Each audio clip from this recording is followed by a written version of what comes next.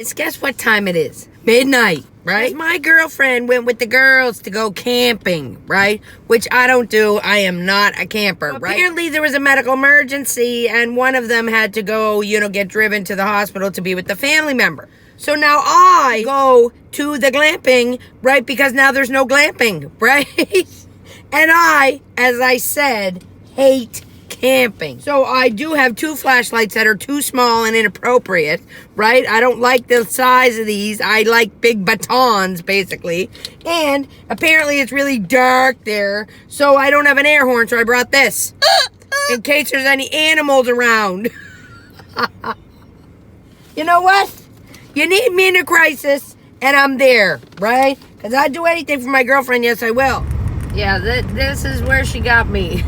It's friggin' pitch black. There's no street lights. I'm sweating and the window's wide open because you got to be able to hear things. I survived my night of glamping and it felt like we were sleeping in a golf ball, really. That's what it was.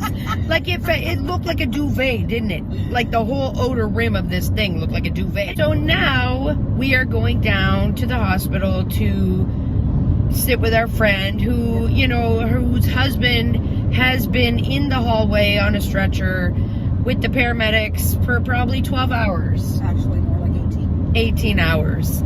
So we are going to go down there and relieve some of the family members so they can get a break. And I don't even know if they're going to let us in, though, really, if you think about it.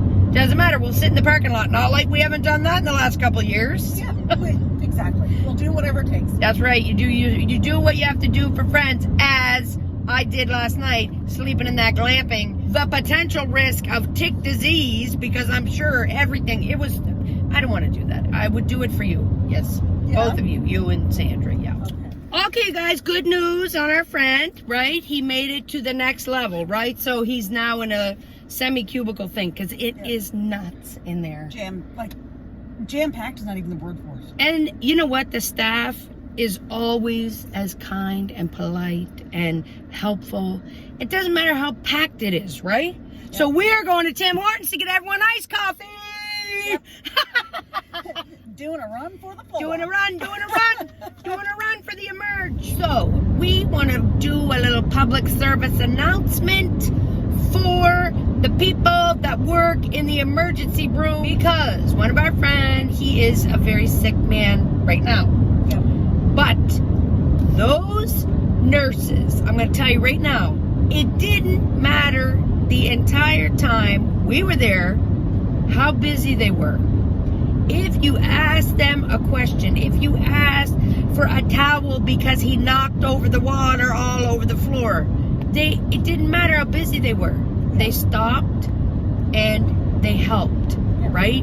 If you had a question, they stopped and they helped. You hear on the news all the time how, the hospitals are overrun. And yeah, they are. When you have to go there, you see it firsthand. It's frightening. It's frightening how many sick people are laying on stretchers in the hallways, right?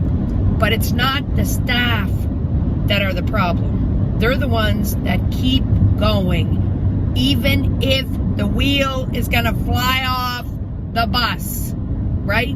They keep going. It's the government that needs to do the preventative measures to make sure when the wheel starts shaking, they do something before the wheel falls off.